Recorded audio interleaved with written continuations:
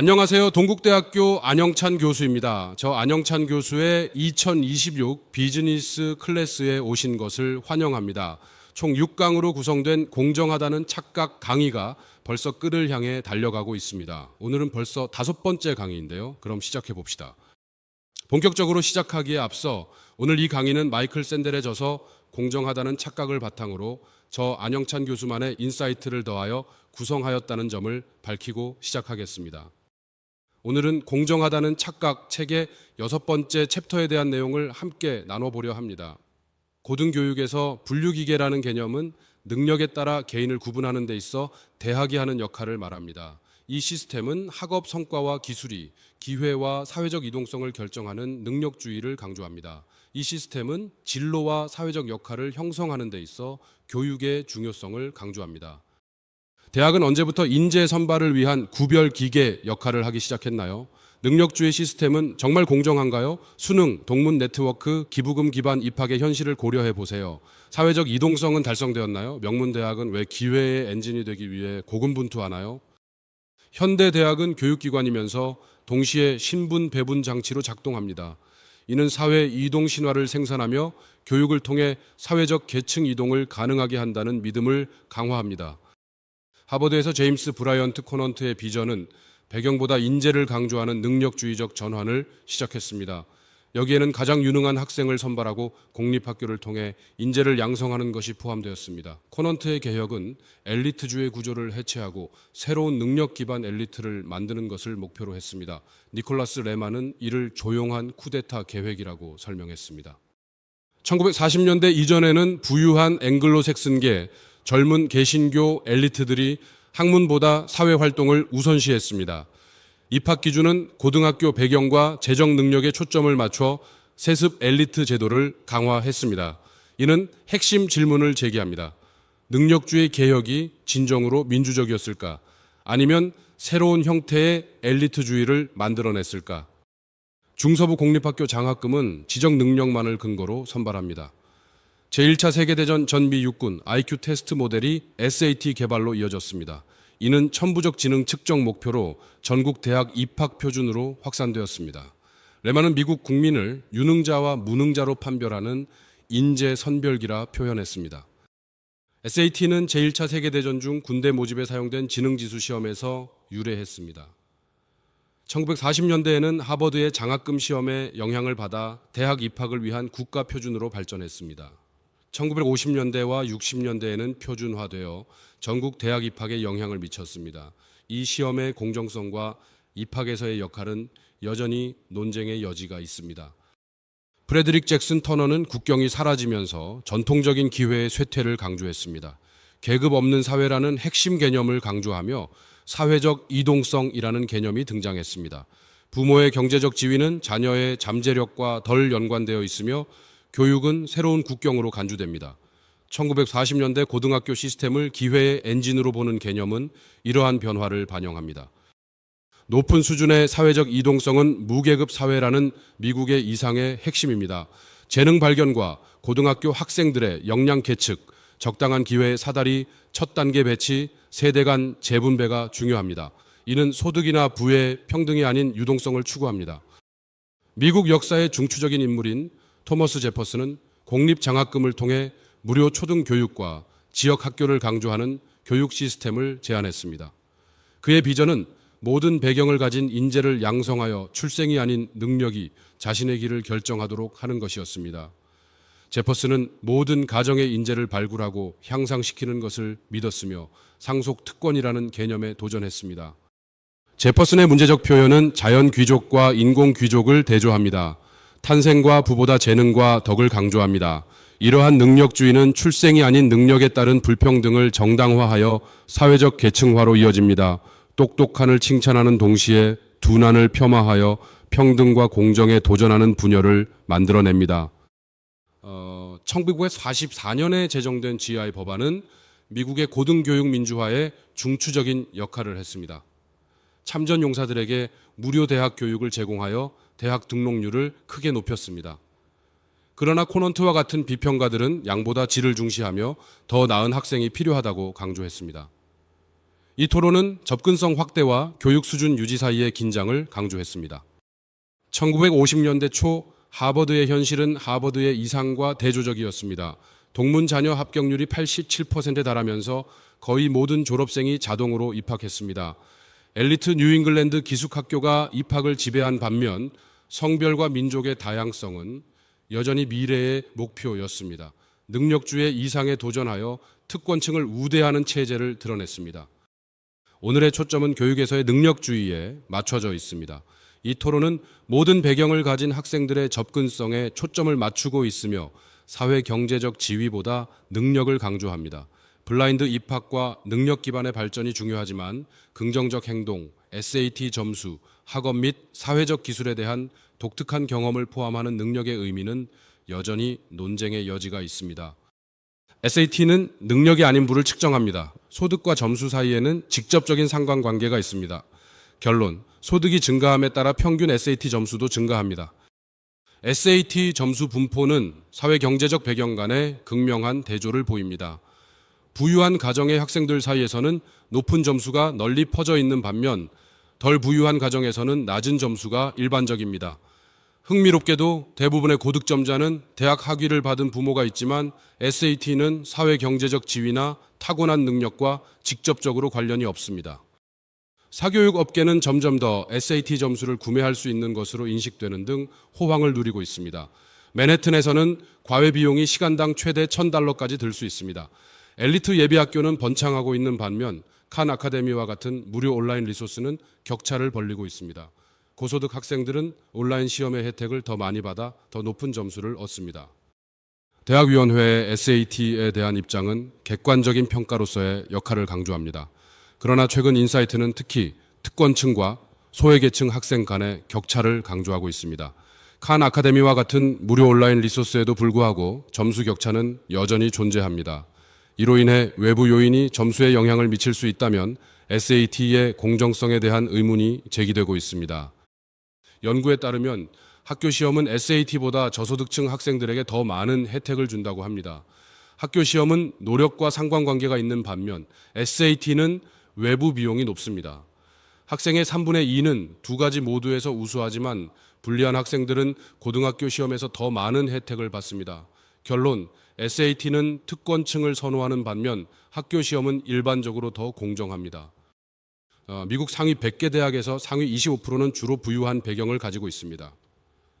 중위 50%는 더 많은 다양성을 보이는 반면 하위 25%는 덜 특권층입니다. 경쟁력이 높은 대학일수록 부유한 가정의 학생이 있을 가능성이 높아 고등교육의 극명한 현실을 보여줍니다. 아이비리그의 불평등은 극단적입니다. 스탠포드, 듀크, 아이비리그 대학들은 상위 1% 출신이 많고 하위 50% 출신은 적습니다. 예일과 프린스턴은 가난한 가정 출신 비율이 77배 차이 납니다. 하위 50% 학생들은 주로 2년제 대학이나 아예 대학에 진학하지 않습니다. 20년이 넘는 노력에도 불구하고 현실은 변하지 않았습니다. 하버드와 스탠포드는 $65,000 미만의 소득을 올리는 가정을 위해 무료 학비와 주택을 제공합니다. 블라인드 입학과 장학금 인상은 도움이 되고자 하지만 엘리트 대학의 저소득층 등록률은 2000년 이후 개선되지 않았습니다. 제롬 카라벨은 1954년 이후로 노동자 계층과 빈곤층 여성을 위한 기회가 증가하지 않았다고 지적합니다. 라지 채티 연구는 1999년부터 2013년까지 3천만 명의 대학생들 사이에서 사회적 이동성을 조사합니다. 이 연구는 다양한 대학에서 소득 하위 20%에서 상위 20%로 이동한 학생들의 비율을 조사합니다. 유명한 대학은 사회적 이동성의 엔진이 아닙니다. 그 이유는 첫째, 저소득층 학생을 거의 입학시키지 않기 때문입니다. 둘째, 많은 복학생이 이미 부유합니다. 따라서 기회보다 특권이 강조됩니다. 예를 들어 미시간 대학교의 경우 저소득층 학생은 4%에 불과하고 버지니아 대학교의 경우 3%에 불과합니다. 미국 고등교육은 소수 학생에게만 사회적 상승 기회를 제공합니다. 전체 1,800개 대학 중 하위 20% 출신이 상위 20%로 이동하는 비율은 2% 미만입니다. 명문 사립대는 소득 사다리를 2단계 이상 올린 학생이 많습니다. 대학이 기회를 늘리기보다 특권을 공고히 한다면 무엇을 바꿔야 할까요? 기존 입학은 졸업생 자녀에게 상당히 유리하며 3명 중 1명이 합격률을 보이는 반면 비기교 지원자의 경우 수십 명 중 1명이 합격률을 기록하고 있습니다. 명문대학들은 이것이 지역사회 충성도를 높이고 기부를 장려한다고 주장합니다. 기존 학생들은 다른 지원자들보다 입학 기회가 6배 더 높습니다. 1990년대 후반부터 2000년대 초반까지 듀크 대학교는 가족들이 상당한 금액을 기부하면 자녀의 입학을 보장할 수 있는 정책을 시행했습니다. 이러한 관행은 하버드 대학교 학생의 거의 10%가 기부금으로 인해 입학했기 때문에 학업 기준과 공정성에 대한 우려를 불러일으켰습니다. 교수들은 성과 기반 입학의 약화에 대해 우려했습니다. 운동장학금 제도는 특권층에 대한 편견을 보여줍니다. 스쿼시, 라크로스, 요트와 같은 스포츠는 주로 부유한 백인 학생들이 이용할 수 있습니다. 윌리엄스 칼리지에서는 신입생의 5% 미만이 운동장학생이며 저소득층 출신은 25%에 불과합니다. 이 제도는 불평등을 지속하여 이미 혜택을 받고 있는 사람들을 우대합니다. 재조정 경쟁은 합격률이 크게 하락했음을 보여줍니다. 특히 시카고 대학교의 합격률은 1993년 77%에서 2019년 6%로 급락하여 선택성이 극적으로 변화했음을 보여줍니다. 캐롤라인 혹스비의 연구는 1960년대 이후 지역대학에서 국립대학으로의 선호도 변화를 강조합니다. 이로 인해 경쟁이 치열한 대학에 집중하게 되었고 승자 독식의 역동성을 만들어냈습니다. 2019년에는 16개 대학만이 지원자의 20% 미만을 수용한 반면 80%의 학생들은 지원자의 50% 이상을 수용하는 기관에 다녔습니다. 이러한 격차는 경쟁 환경을 강조합니다.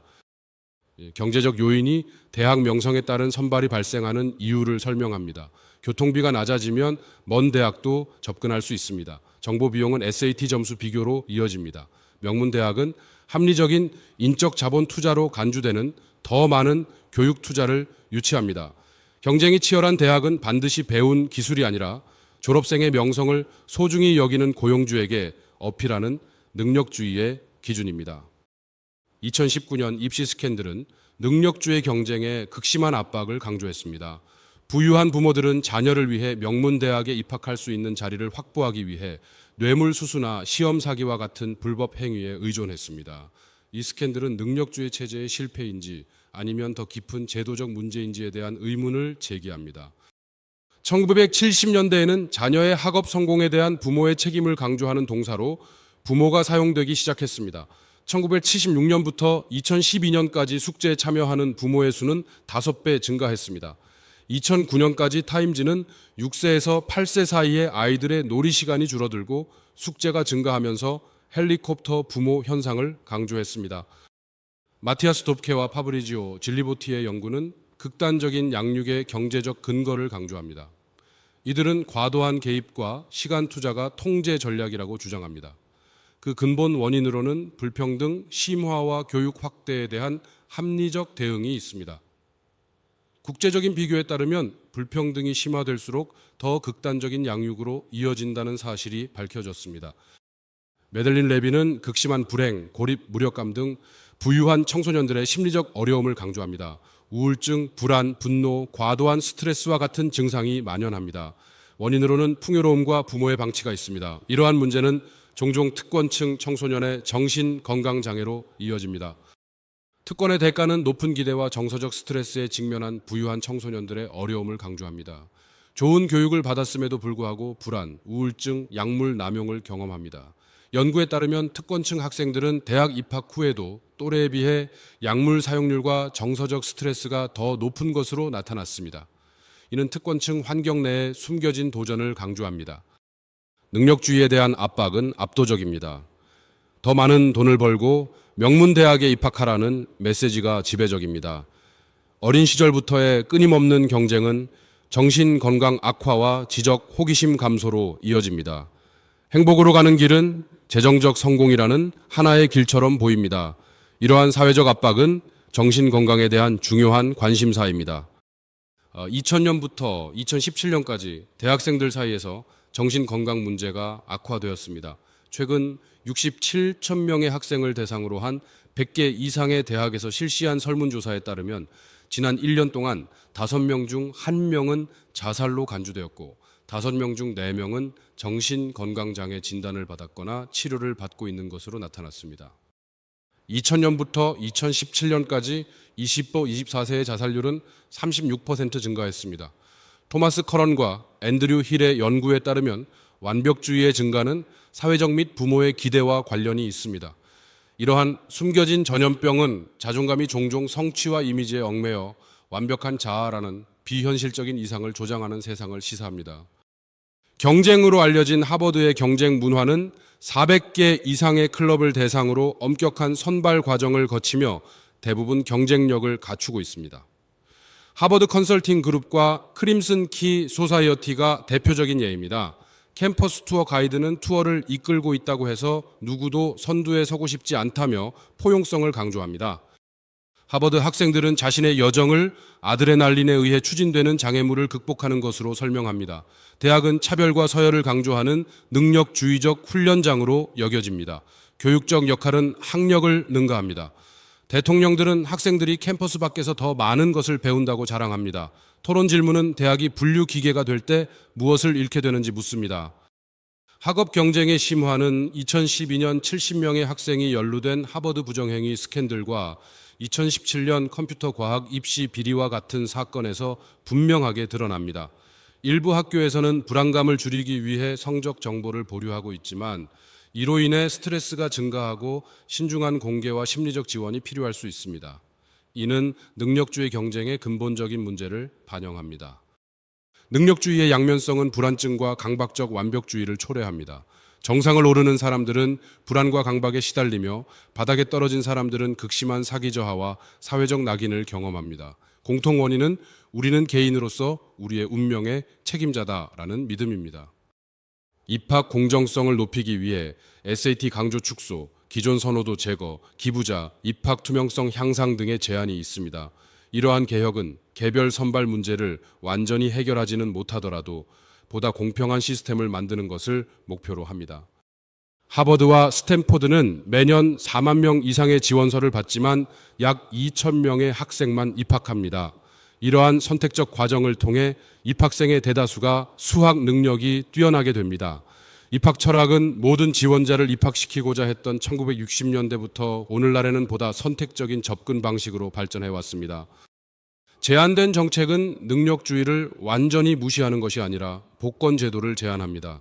4만 명의 지원자 중 약 2만 명이 자격이 있습니다. 이 중 2천 명은 복권으로 선발됩니다. 핵심 주장은 능력은 자격과 같지만 모든 사람이 완벽한 후보는 아니라는 것입니다. 궁극적으로 운이 최종 선발을 결정합니다. 복권 제도의 기본은 3가지 핵심 사항을 포함합니다. 첫째, 놀란 라이언이나 톰 브래디와 같은 스포츠 전설에서 볼 수 있듯이 18세의 미래 잠재력을 예측하는 것은 비현실적입니다. 둘째, 운의 역할을 인정하여 능력주의의 균형을 맞추는 것입니다. 셋째, 고등학교 스트레스를 완화하여 경쟁을 줄이고 호기심을 키웁니다. 비평가들은 추천 시스템이 학업 능력을 저하시킨다고 주장합니다. 그러나 제대로 관리되면 문제가 되지 않습니다. 현재의 시험 제안서는 전통적인 방법과 추천 기반 방법이 혼합되어 있습니다. 다양성에 대한 우려는 비전통적 배경을 가진 학생과 같이 특정 학생에게 2-3개의 추천 슬롯을 제공함으로써 해결됩니다. 동문편에는 이상적으로는 피하지만 유지된다면 2개의 슬롯으로 제한해야 합니다. 1987년에는 공립대학에 대한 정부 지원이 등록금의 3배에 달했습니다. 2013년까지 이 지원은 등록금과 거의 동일한 수준으로 감소했습니다. 이러한 공공자금의 감소는 공립대학과 학생들이 직면한 재정적 어려움을 강조합니다. 주요 공립대학의 민영화로의 전환은 상당한 변화를 가져왔습니다. 예를 들어 위스콘신의 공공자금 조달 비율은 10%, 버지니아의 공공자금 조달 비율은 11%, 텍사스의 공공자금 조달 비율은 1980년대에 47%였습니다. 이러한 추세로 인해 학자금 대출 부채가 급증하여 2005년부터 2020년까지 5배 이상 증가하여 1조 5천억 달러에 달했습니다. 브루킹스 연구소의 이사벨 소일은 교육 투자에서 극명한 대조를 보이고 있습니다. 2014-2015 학년도에 고등교육에 1,620억 달러가 배정된 반면 직업교육은 110억 달러만 받았습니다. 직업훈련과 직업훈련을 병행했음에도 불구하고 총 투자액은 연간 2천억 달러로 충분하지 않았습니다. 국제노동시장 정책을 비교할 때 미국은 GDP에 비해 기술훈련에 지출하는 비용이 적습니다. 소일은 이는 고등교육 지원에 주로 집중하고 있어 직업훈련과 기술개발의 중요성을 간과하고 있기 때문일 수 있다고 말합니다. 미국에서는 3분의 2가 학사 학위가 부족하여 대안적인 교육 경로의 필요성을 강조하고 있습니다. 커뮤니티 칼리지, 기술학교, 직업훈련센터 등이 있습니다. 이는 공학 및 의료와 같은 분야의 경력에 필수적인 기술을 제공하여 모든 사람이 4년제 대학에 진학해야 한다는 생각에 도전합니다. 대학은 원래 도덕적 인성, 민주적 시민의식, 협력 능력을 함양하는 것을 목표로 했습니다. 그러나 현재의 추세는 가치 중심의 사회과학과 직무별 교육에 중점을 두고 도덕 및 시민교육이 감소하고 있음을 보여줍니다. 이러한 변화로 인해 공개 토론에서 엘리트의 실수와 도덕 담론이 감소하고 있습니다. 19세기의 노동기사단은 공장에 독서실을 설립하고 노동자들의 자율교육을 장려했습니다. 그들은 모든 사회계층과 직업에 걸친 시민교육을 강조했습니다. 크리스토퍼 라시는 미국 기술자들이 단순한 노동자가 아니라 원칙과 자존감을 인식하는 계몽된 개인이라고 관찰했습니다. 19세기에는 능력주의가 지능과 교육에 초점을 맞춰 평등을 가려냈습니다. 이로 인해 사회적 이동성을 무시한 채 경쟁적인 위계 질서가 형성되었습니다. 크리스토퍼 라시는 능력주의적 구분이 평등을 약화시켜 시민교육을 전쟁터로 만들었다고 주장했습니다. 대학과 직업센터와 같은 기관은 이러한 투쟁의 무대가 되었으며 이는 광범위한 사회적 긴장을 반영합니다. 1960년대 후반 캘리포니아 퍼시픽 팰리세이즈에서는 학생들이 학업 성적에 따라 순위가 매겨졌습니다. 수업 시간은 40명이었고 매 시험이 끝난 후 좌석 배치가 변경되었습니다. 이 시스템은 경쟁을 강조하여 학생들이 자신의 순위를 잘 알고 있었습니다. 저자는 종종 2위와 5위 사이에 위치하며 능력주의에 대한 집중력을 반영했습니다. 10학년 생물학 수업 시간에 학생들은 1번부터 15번까지 문제가 출제된 퀴즈에 직면했습니다. 누락된 문제에 대한 우려에도 불구하고 교사는 개인의 문제 해결을 장려했습니다. 학생들은 성적에 영향을 미치는지 물었고 교사는 성적에 영향을 미치는지 확인했습니다. 이는 능력 기반 차별에 반대하는 교사의 입장을 반영하여 자연의 신비에 대한 탐구와 감상을 장려하는 것입니다. 능력주의의 개념을 살펴봅시다. 이것이 민주적 개혁인가요? 아니면 새로운 엘리트주의인가요? SAT의 공정성을 고려해 보세요. 외부 요인이 점수를 높일 수 있다면 여전히 공정한 시험인가요? 마지막으로 대학이 기회보다 특권을 우선시한다면 무엇을 바꿔야 할까요? 이 슬라이드는 주요 수치와 정책 사례를 포함한 사례 연구의 포괄적인 체크리스트를 제시합니다. SAT의 시작부터 사회 이동성 개념까지 다양한 주제를 다루며 엘리트 교육과 정신 건강에 관한 섹션도 포함되어 있습니다. 데이터는 그래프와 표를 통해 시각화되어 31개의 모든 사례 연구를 철저히 검토할 수 있습니다. 다음 시간은 드디어 마지막 강의입니다. 여기까지 오시느라 수고하셨고 마지막 강의까지 참여하셔서 유종의 미를 거두실 바랍니다. 그럼 다음 시간에 봅시다. 감사합니다. 유익하셨다면 좋아요, 구독, 알림 설정 부탁드립니다. 더 방대한 고급 정보를 얻고 싶으시다면 멤버십 가입도 추천드립니다. 감사합니다.